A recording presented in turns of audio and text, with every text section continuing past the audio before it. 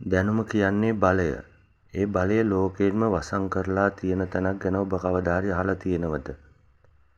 Kilometre ගණනාවක් දිවෙන රාක්ක දූවිල්ලෙන් වැසුණු පෞරාණික අත්පිටපත් සහ රහස් මුද්‍රා තැබූ පෙට්ටි.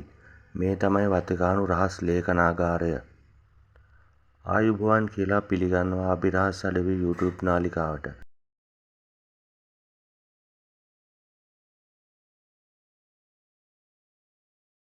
අද අපි යන්නේ සාමාන්‍ය මිනිසෙකුට කවදාවත් ඇතුළු වෙන්න අවසර නැති ලෝක ඉතිහාසයේ කළු පැල්ලම් සහ සැඟවුණු සත්‍යයන් ගබඩා කරලා තියෙන වතිකානුවේ ඒ අතිශය රහසිගත බිම්මහලටයි.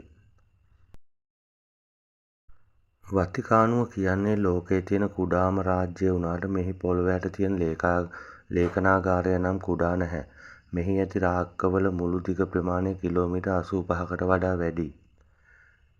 හිතන්න 8 වැනි සියවසේ ඉඳන් අද දක්වා ලෝකයේ සිද්ධ වුණු හැම ප්‍රධාන සිදුවීම්ම රහස් වාර්තා මේ බිත්ති 4 ඇතුලේ තියෙනවා. හැබැයි 1881 වෙනකම්ම මේ ලේඛනාගාරය ලෝකයාට සම්පූර්ණයෙන් තහනම් කලාපයක් වෙලයි තිබුණේ.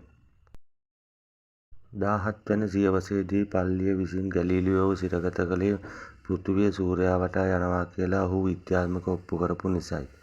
ඒ කාලේ ඔහුට එරෙහිව පල්ලිය මෙහෙයවුණු අඩු විභාගයේ මුල් වාර්තා අදටත් මෙහි සුරක්ෂිතව තියෙනවා. විද්‍යාව සහ ආගම අතර ගැටුමේ සැබෑ සාක්ෂි මේවායි. එංගලන්තයේ කතෝලික පල්ලියෙන් වෙන්න හේතු වුණු හෙන්රි රජුගේ විවාහ රහස් සහ පාප්තුමාට ලියූ ලිපි මෙහි තිබෙනවා. ඒ ලිපිවලට එකල සිටි ප්‍රභූවරුන් 80කට වඩා වැඩි පිරිසක් අත්සන් කරලා තිබුණේ රහස් මුද්‍රා තබමින්.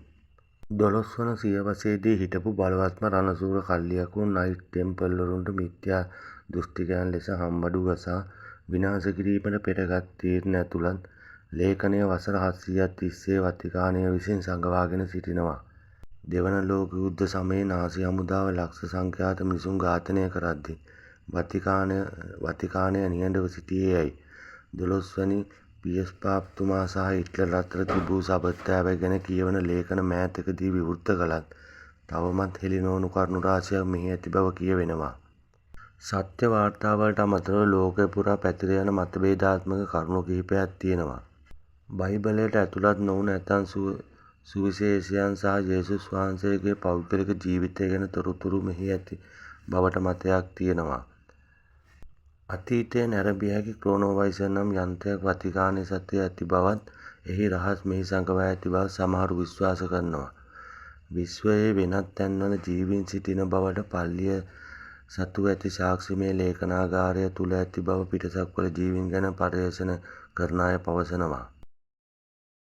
අදටත් ඔබට හෝ මට මෙහි ඇතුළු වීමට අවසර නැහැ. වසරකට තෝරාගත් පර්යේෂකයන් කිහිප දෙනෙකුට පමණක් අවසර ලැබෙනවා.